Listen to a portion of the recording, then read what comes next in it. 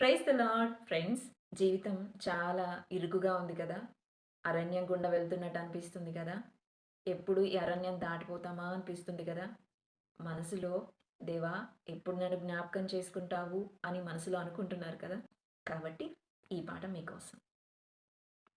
అరణ్య యాత్రలోన నా దాగు చోటు నీవే, నా నీటి ఊట నీవే. అరణ్య యాత్రలోన నా దాగు చోటు నీవే, నా నీటి ఊట నీవే.